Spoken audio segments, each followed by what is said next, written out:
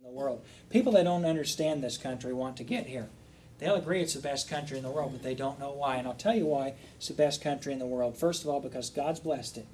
And secondly, because of individuals that have valued the freedoms that this country provides more than their own lives. And they've been willing to give of that. And the individuals that do the most to protect the freedom in our country are the ones that have willingly served in our armed services, or some unwillingly. Brother, were you drafted? No, you were willing, huh?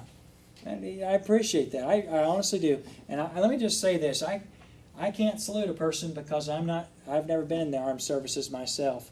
But I wish I could have been. Honestly, if the Lord had called me to be a part of our nation's military, I would have loved the opportunity to do it. Life's just been too short for me to fit in every good thing that I could possibly do, and that was one of the things I couldn't. But I talk to my wife all the time about going in the chaplaincy or something like that, and she reminds me, you can't do everything that you'd like to do. It's not possible. You can't get done what you're doing, so you can't keep adding things. But men that have been in our nation's military, let me say this, I honor you and respect you and appreciate you. Let's go ahead and have our men that have served in our nation's armed services to stand up, and we'll recognize each branch of them at this time. There's Brother Sam, and he served in our nation's Navy. Brother Sam, thank you for your service in our nation's military. Brother Charlie used to be a Marine. No, sir, Brother Charlie is a Marine, and he served in our nation's Marine. And then Brother Kent served in the National Guard. No, sir, he served in the Army, American Army. We shouldn't pick on people on Memorial Day. Men, thank you for your service. Let's give them a round of applause.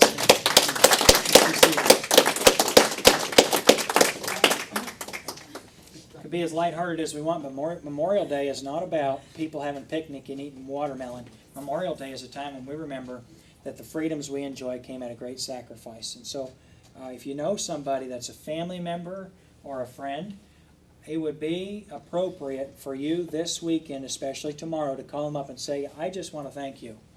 I want to thank you for serving in our nation's military. I appreciate you. And I know that it was not without sacrifice. It certainly was, and we appreciate it. All right? Well, I think we've mentioned everything that's important this morning by way of announcement, so I'll ask Brother Alex if you'll come at this time. And